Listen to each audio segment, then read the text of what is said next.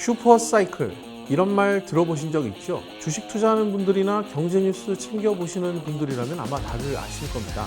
특정 기업이나 업종이 장기 호황 국면에 진입했을 때 흔히 쓰는 표현이죠. 그러나 이 글로벌 경기 침체 우려가 커지고 있는 요즘 같은데 이 장기 호황은 꿈 같은 이야기입니다.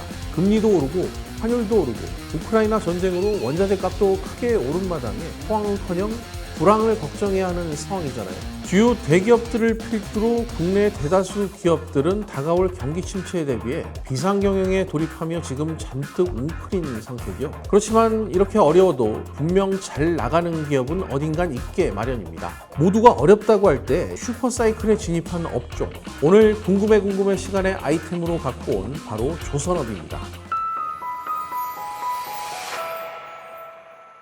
지난해 4월 한국조선해양의 1분기 실적 발표 컨퍼런스콜 행사장에서는 주목해야 할 언급이 있었어요.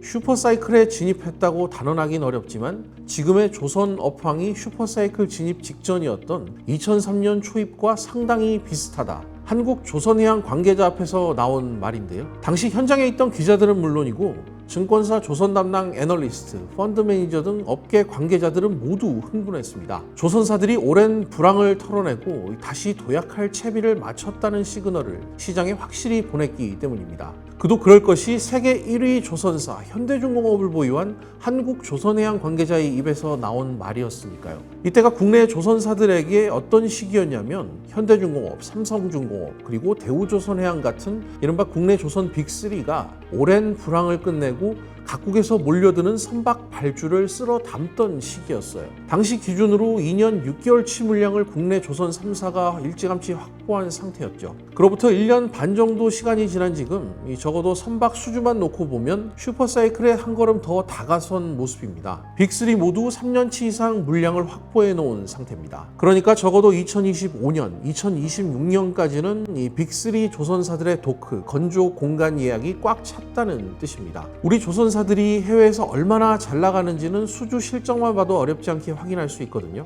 영국의 조선 해운 시황기관인 클락슨 리서치라는 곳이 있습니다. 여기서 전 세계 조선사 선박 수주량을 매달 집계 발표하는데요. 올해 1월부터 8월까지 집계한 글로벌 선박 수주량은 모두 2,768만 CGT. 표준 화물선 환산 톤수라고 부르는 CGT는 이 종류나 크기가 제각각인 선박의 특징을 반영해 만든 이 일종의 표준 중량 단위라고 보면 됩니다. 중국이 1,235만 CGT로 전체의 45%, 또 한국이 1,192만 CGT로 43%를 기록하며 두 나라가 사실상 양분하고 있는 상황입니다. 점유율이 2%포인트로 근소한 차이를 보이죠. 국내 조선사와 중국 조선사가 경쟁을 통해 수주를 따내는 구조가 점유율에 고스란히 녹아있는 셈입니다. 흔히 양보다 질이라는 말이 있죠. 석탄이나 철광석, 곡물 등을 운송하는 이 벌크선을 비롯해 자동차 운반선, 컨테이너선은 건조 기술이 어렵지 않아 단가가 저렴한 축에 속합니다. 그러나 진짜 돈이 되는 고부가 선박에서 국내 조선사 점유율은 중국을 압도하고 있는데요.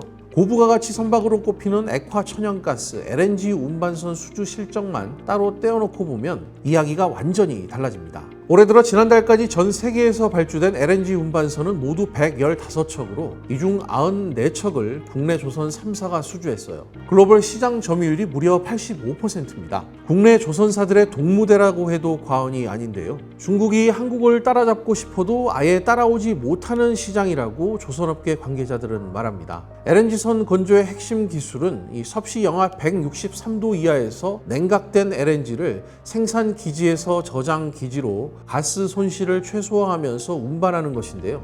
이 기술력은 현재 국내 조선사가 가장 앞서 있습니다. 높은 기술력을 이용하는 만큼 배 한 척당 2천억 원이 넘는 높은 단가를 형성하고 있죠. 여기에 글로벌 LNG선 수주가 한국으로 몰리게 된 결정적인 사건이 있었는데요. 2018년 6월 중국의 한 조선사가 건조한 LNG선 글래스토노가 호주 인근 바다에서 이 고장으로 멈춰서는 사고가 발생했습니다. 후둥 중화조선이라는 업체가 만든 LNG선이었는데요. 사고 직후 급히 수리를 결정했지만 결함이 발견되면서 2년 만에 결국 폐선을 결정하게 됩니다. 이 사건으로 중국 조선사는 LNG선 건조 시장에서 신뢰에 큰 타격을 입었고 이후 전 세계 LNG선 발주가 우리나라 조선사들에게 집중되는 계기가 됐습니다. 앞서 LNG선은 마진이 상당히 좋다고 했죠. 자동차와 비교해보면 이해하기 쉽습니다. 현대차가 소나타를 팔아 남는 이익보다 제네시스를 팔아 남기는 이익이 훨씬 큰 것과 같은 이치입니다. 배 한 척당 2천억 원 정도라고 했는데 이는 작년 가격이고요. 지금은 이보다 훨씬 더 비싸졌습니다. 지난달 LNG선 가격이 역대 최고치인 2억 4천만 달러니까 원화로 환산하면 3천억 원이 넘는다고 봐야 합니다. 업계에서는 2억 달러만 넘어도 이익이 남는 수준이라고 이야기를 많이 하는데요. 그보다 20% 이상 더 올라 있으니까 영업 마진이 최소 두 자리는 될 것으로 추정됩니다. 고가의 선박 수주량이 늘었다는 건 국내 조선업체들에겐 분명 좋은 일입니다. 여기에 운도 따랐다는 평이 많은데요. 환경 규제가 강화됨에 따라 친환경 선박 수요가 늘고 있어서입니다. 국제해사기구 IMO는 재작년부터 선박 연료의 황함유량을 3% 줄이는 규제를 시행 중이고요. 그리고 오는 2025년까지 이 선박 온실가스 배출량을 2008년 대비 최소 30% 감축하는 규제도 내놨습니다. 이에 따라 환경 규제를 충족하는 신규 선박 발주로 이어지고 있다는 설명입니다.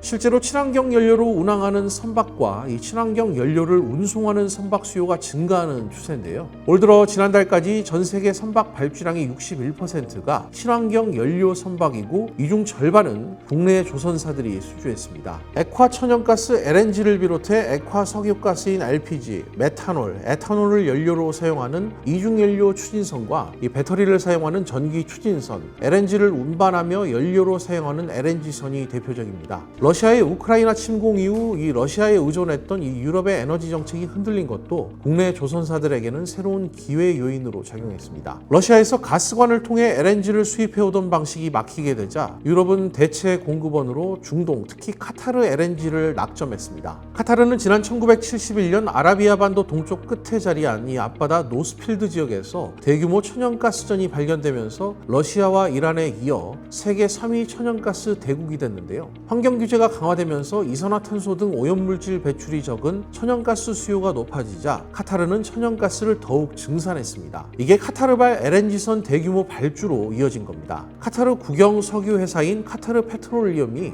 재작년 6월 국내 조선 빅3와 100척이 넘는 LNG선 건조 슬롯 계약을 체결한 게 대표적인 케이스로 꼽힙니다. 여기에 겨울로 접어드는 이 북반구 계절 특성과 이 유럽발 에너지 대란 우려가 커지는 이 분위기라 국내 조선사들이 얻을 반사이익은 향후 지속될 가능성도 배제할 수 없습니다. 이딴 수주 낭보에 고공행진하는 선가까지 조선사 입장에서는 이제 실적이 좋아질 일만 남은 것 같습니다. 증권가에서도 올해 3분기가 국내 조선사들이 흑자로 돌아서는 분기점이 될 것으로 전망하고 있는데요. 지난해부터 누적된 이 수주 물량이 올해부터 실적으로 잡히고 이 역대 최고가를 찍은 이 성과와 맞물려 이 조선사들의 흑자 전환이 가능할 것으로 보고 있습니다. 최근에 또 고환율도 흑자 전환을 앞당기는 요인으로 작용할 것이란 전망이 나오는데요. 통상 환율 상승은 기업들에게 원가 부담을 높이는 악재로 작용하죠. 그러나 조선업체들은 대부분 달러로 수주를 하는 특징이 있습니다. 선박 대금을 달러로 결제받기 때문에 이 환율 상승은